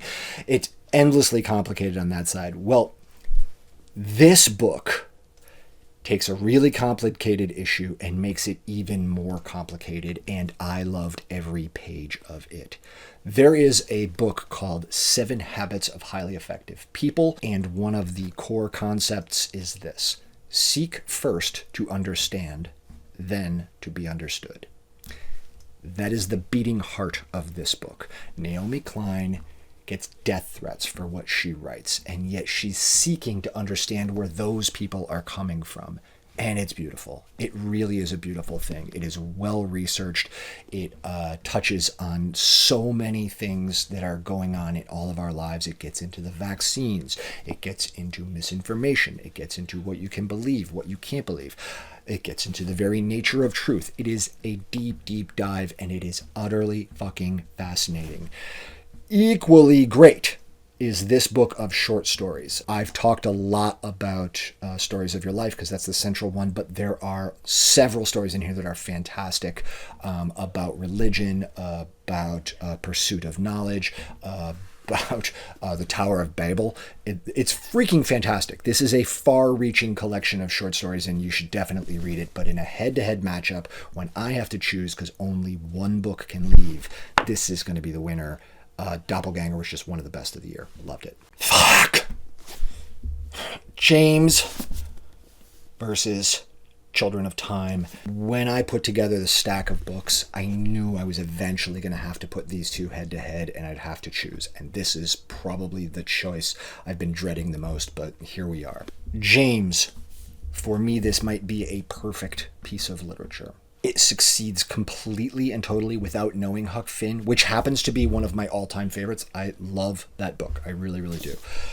Percival Everett has this incredible ability to shift from these warm, human-based interactions that are funny and just delightful to these stark displays of really dark, dark stuff.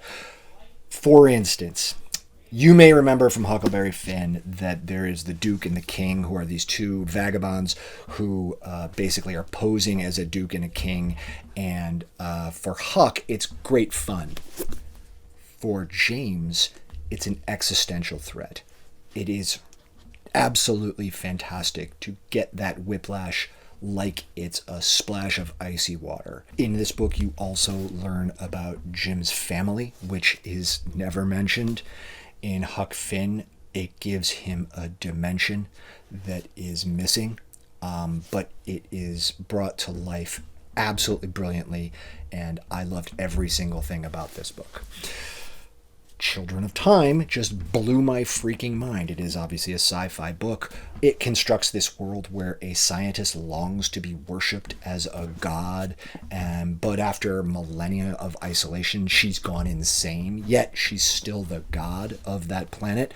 So you have a mad god, and there is a lot of really, really heady stuff that is also super, super exciting. There is this first contact that humans have with smart spiders that is utterly terrifying. It freaks me out just to think about it. And the ending is utterly brilliant. It is remarkable and beautiful. This is the best of what sci-fi can do.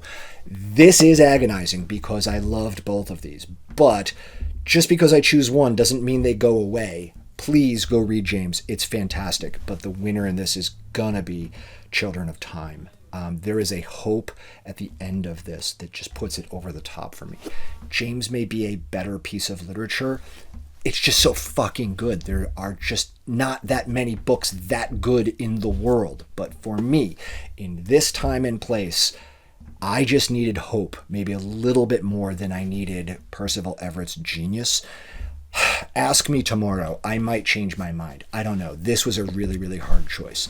But I'm going to pick this one. But you should read them both. They're great. Boy, oh boy, things are really heating up in the race towards the most coveted prize in all of literature. Right now, we have Poetry Unbound versus The House of Mirth. I love The House of Mirth because it is fantastic, but Mirth, not so much. It's a downer. I loved the depiction of all the characters, not just Lily Bart, but all of them. The writing is fucking gorgeous. Edith Wharton is a giant.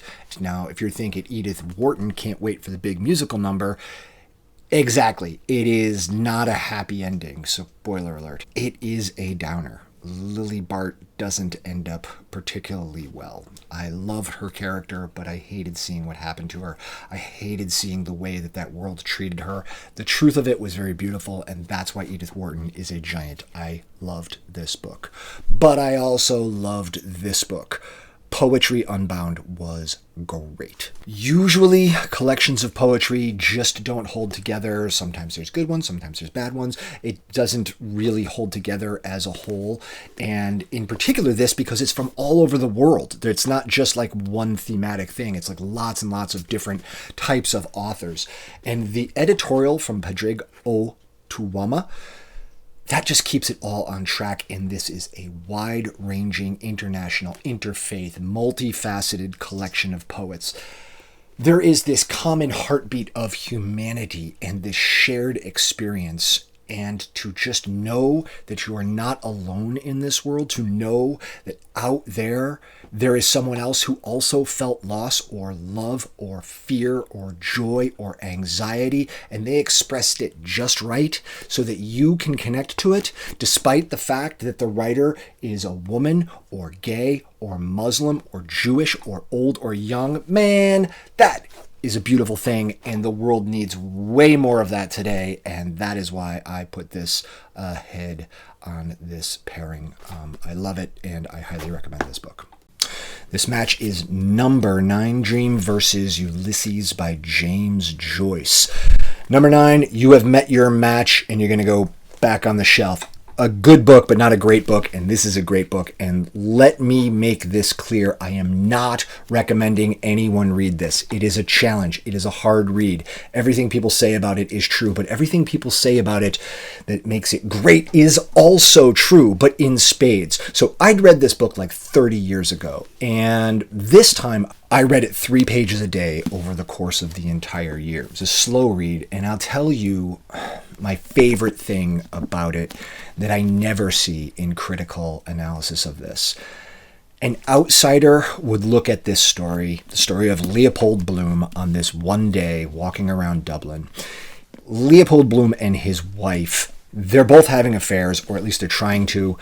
They're broke. There are no prospects for improvement. And what I found interesting and really fascinating is that for a book that's all about interior monologues, no one really has any introspection. They're not thinking about like, oh, what do I have to do to fix this situation? How do I resolve this?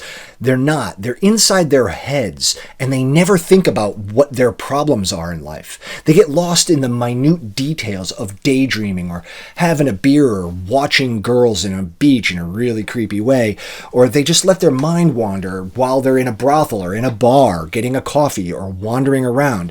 It's like Yoda says, the hero is never thinking about where he is. They are always thinking of anything other than what is important. Who among us doesn't shop on Amazon or scroll Instagram Reels instead of doing whatever needs to be done?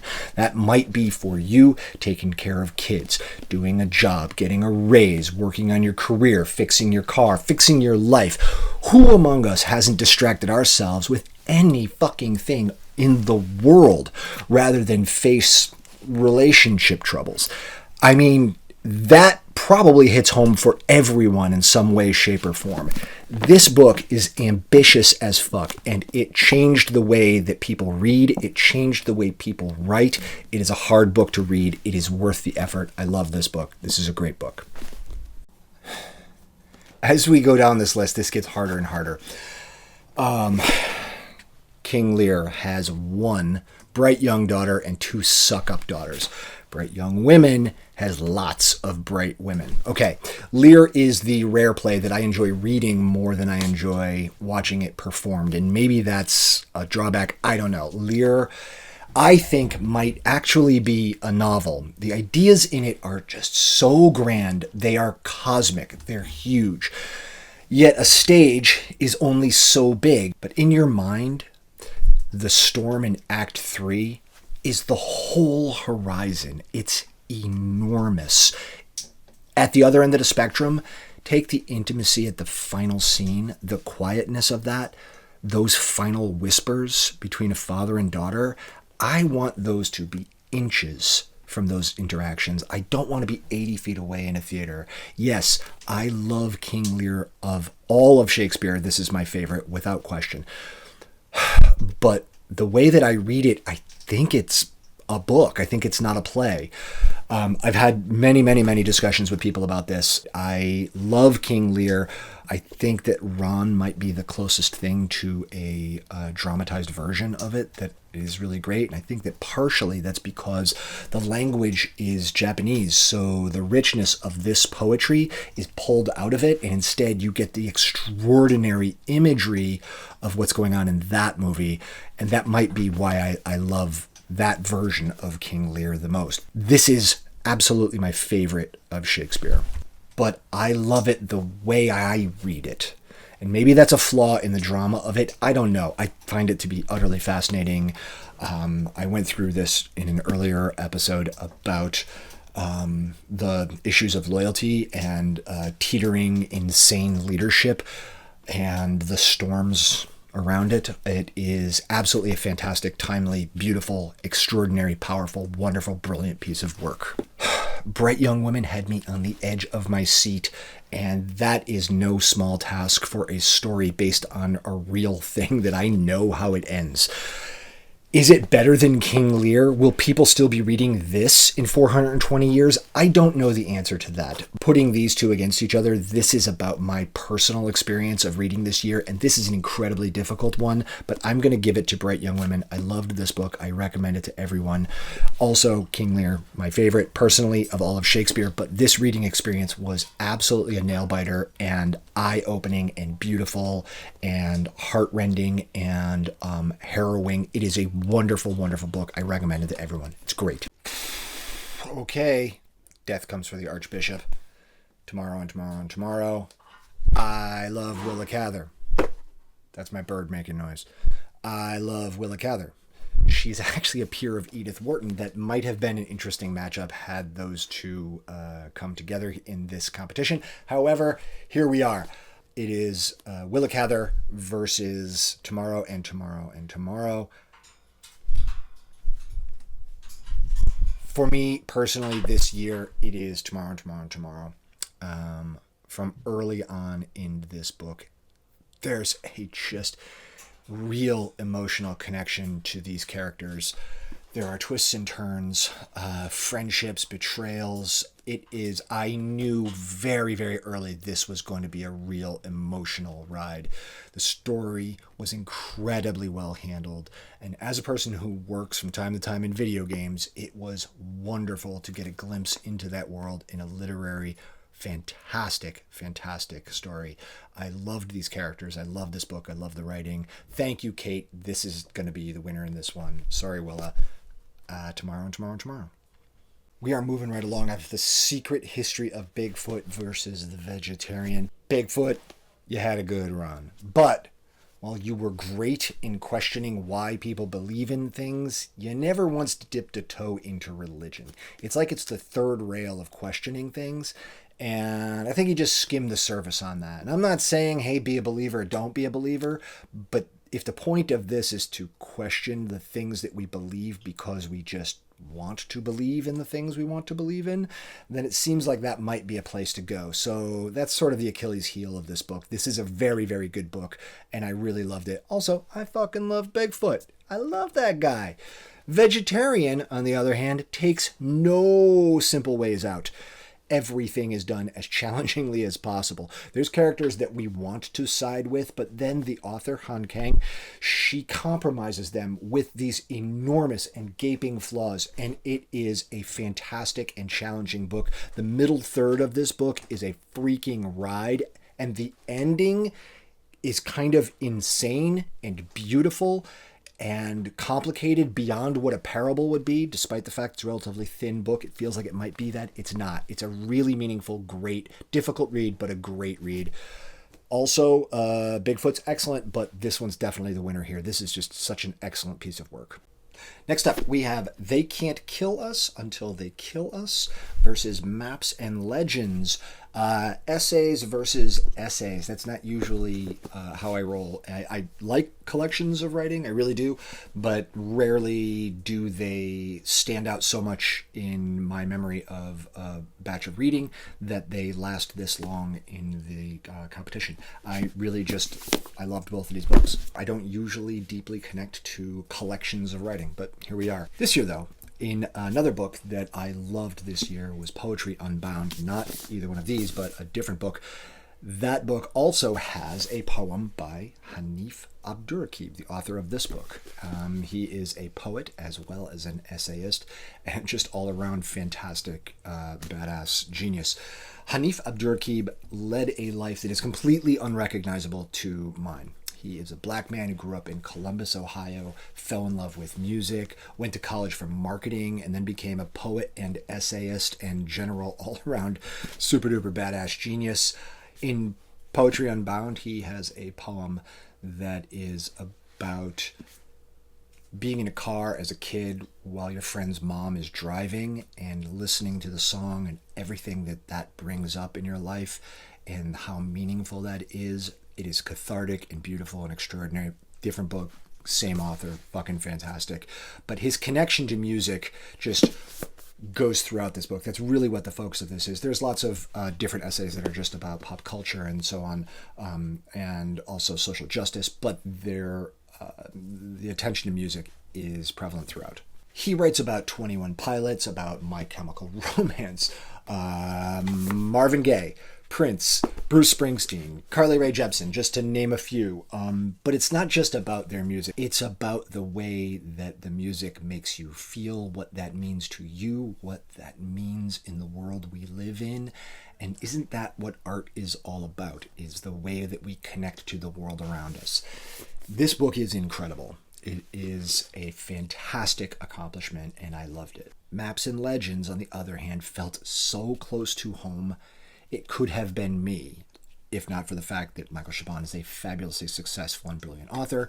He is fantastic, and just the love of maps that I love. I'm such a nerd. This is like a real nerd's book, a nerds book.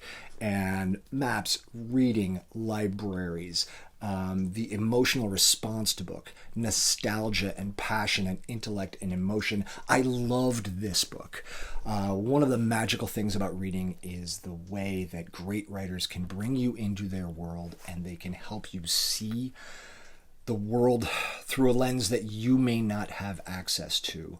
And in this situation, that's this book. This book just blew my doors in. I loved it. Loved this book also, but in this matchup, this is the winner. Oh, we are coming down home stretch. This is getting exciting. Doppelganger versus poetry. I have talked a lot about this book. If you are remotely poetry curious, this is your book. I loved it. It's the best collection of poetry I've read in a very, very, very long time. It's really, really wonderful. I highly recommend it. Doppelganger, on the other hand, gave me so much to think about, in particular in the world we live in now. This is a roadmap for the world we currently live in.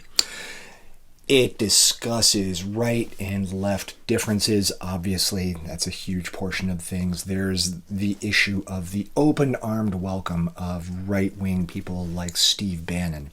How he just embraces any formerly left-leaning personality, and then we on the left keep shaming and expelling people right and left, which just feeds that machine. There's a deep discussion of autism, misinformation around it, and for me, that's a rabbit hole that I've been down for a long time in my own life. I'm going to pull in a previously mentioned book here. Earlier I mentioned a book called Reality is Not What It Seems, and that author praises the courage of scientists to put it out there and maybe be wrong. That way we can learn how to be right maybe somewhere in the future. We just happen to live in a world that does not place value on mistakes or the learning process, which just requires mistakes. Instead, we're taught to be right every single time. Every grade you ever got in grammar school, we put value on ourselves in a grade-driven environment. I was a straight A student. I know what that's like. And the cost of admitting that we're wrong is a devaluing of ourselves. It only makes sense that we seek out information that proves our own existing views to be right. That's what's going on here. It's the only value system that we've been taught. And in a world with infinite people spouting infinite viewpoints, no matter how flat you think the world is, you're going to find someone to validate you, give you value. So yeah, Doppelganger has really been on my mind since I read it, and it's going to be the winner here. I loved this book. It is absolutely thought-provoking and fantastic and gripping, and as much as it maybe feels like a big, thick book of essays, it is an absolutely fantastic deep dive into our times. I love this book. Boy, we're getting close. Lock in your bets, people, because the betting is going to get fast and furious. Children of Time versus Ulysses. I loved both of these books, but because I read Ulysses very slowly over the course of the year, just 3 pages a day, I think I was able to see more in it than I might have if I was just reading it normally. Had I done that, it probably would have been more of a chore. There are long passages that are just incomprehensible, and you need to ride that like it's a wave of jazz and just trust that it's going to come back to earth at some point, and maybe it'll make sense and maybe it won't, and you just infer your own meaning. I don't know. But it's great. It is absolutely fantastic. I love this book. I'm a nerd. Children of Time, on the other hand, you will never be lost. Your mind will be opened. So I'm sorry, James Joyce. You will always be one of the most inspiring authors of my life. But this time I'm going with Children of Time.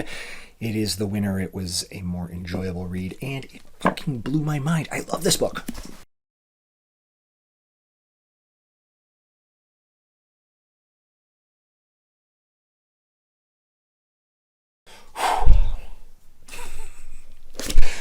Bright Young Women versus the Vegetarian. Bright Young Women is, forgive me, just way more digestible. I love The Vegetarian for the exact opposite reason. It just refuses to be easy. It's not like Ulysses and it's a hard read. It's not confusing. It's not difficult. It's not like that. It's just we have really, really complicated characters that are difficult to get your head around, and you want to sympathize with them, and then they'll do something that really contradicts that impulse. It's great. It's an excellent, excellent thing. I loved this book, but everything about it is problematic, but in the best possible way. On the other hand, Bright Young Women is so fucking satisfying, not because they get the bad guy, and while that is sort of important, the triumph of this book is it breathes life and real humanity into these women that this killer saw as nothing. It is fantastic.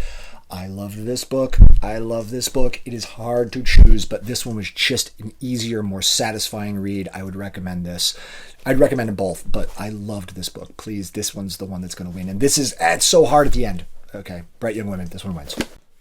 At this point, honestly, just read all of these books. They're all great. This fucking sucks that I have to choose between these two different books that are coming up. Okay, stay on target. This is Red 5. I'm going in. Children of Time versus They Can't Kill Us Until They Kill Us. Just read all the books. This is the circle of champions. Between these two, I have to go Children of Time. They Can't Kill Us is, as Tony the Tiger would say, great. It's not just about music. It uses music as a lens to get at so many other things. It's about race and class. It's about the America that Nina Simone left. It's about the America that Bruce Springsteen sings about. It's about the same country that produced Prince. It is a big, complicated, beautiful, incredible, heartbreaking, magnificent world. And this book, this author, this black Muslim from Columbus, Ohio, the diversity of his points of view and the rage at racism and the U.S. perfectly controlled and channeled like the poet that he is. I loved this book and recommend it all the time. I also recommend Children of Time all the time. It is unlike anything I've ever read before, and I've read a few freaking books. It is unlike anything I've ever read before. And yes, I've read other space stories with Ark-like ships going on long voyages, but their interspecies contact, the peek into a possible spider-driven sociology, Jesus, it's so far removed from anything I would have ever considered. It's just pulse-pounding, thought-provoking, ultimately evocative book about what can be possible and what is the best of us in humanity. I loved this book, and it's going to be the winner in this competition. But my God, they're so good. This is the winner. Oh boy. Doppelganger versus Bright Young Women. Doppelganger is a much less satisfying read than Bright Young Women, which is an incredible book, just filled with anger, frustration, justice, the chasing of justice, the incredible wide-ranging story that spans across the nation to bring a serial killer to justice. It is fantastic. It has a great ending. It's wonderful. Doppelganger, on the other hand, leaves you unsettled, full of questions and anxiety, but man, it just felt so correct for the times we're living in right now. It's like a guided tour of all our social anxieties, and maybe that doesn't sound like something you would enjoy, but man, it'll make you understand things a little bit better, and it's like a beacon of light. It is about parenting, the pandemic, autism, truth versus lies. In this world, lies are cheap, and by that I mean you can post anything you want on social media. Just put it out there, okay? Chairs increase your IQ by 20 points if you sit with 1 foot on the ground. Costs you nothing to say that. It's fucking ridiculous. But to research, interview people, cross-reference, drill down what's real, what's valuable, who fucking knows? It's impossible to do that stuff. Naomi Klein does the work. This book is priceless. Doppelganger is a plotless book of ideas, and I could not put it down. It is a relatively thick book, but man, I just tore through this thing. This is fantastic, and this one's going to be the winner in this matchup. I love this book. Oh my goodness, people. We are here. We have finally made it to the final face-off in the Thunderdome Highlander. There can be only one challenge. It is Children of Time versus Doppelganger. These two books could not possibly be any different. Heady ideas, roadmap through our difficult times. Children of Time is a long-ranging 1,000-year story arc about humanity versus spiders, and it is fantastic. This is fantastic. This is a very, very difficult choice. I loved both of these books, but every once in a while you experience a piece of art with no preconceived notions, and it just completely blows you away. And for me, this was Children of Time. Thank you, Chris, for the recommendation. I love this book. I can't say enough about how much I enjoyed it.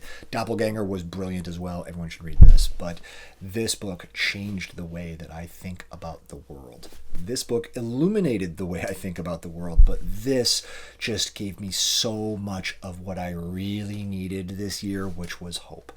It may not be the best book on this list in terms of literary merit. That might be, Ulysses or probably King Lear. They're great, but I loved this book. This was my favorite of the year. Thank you to everyone for playing along. I hope you all enjoyed it. I loved all of these books, and next year, I hope you'll read my book. I wrote a book. It's called A Fly on the Wall from A to Z. I promise I will jump back into your feed when it comes out. I will not be shy about it. I hope you all buy 2 or 3 copies, give them to your relatives. Thank you again to everyone. This was absolutely delightful. The winner, Children of Time. Thank you very much.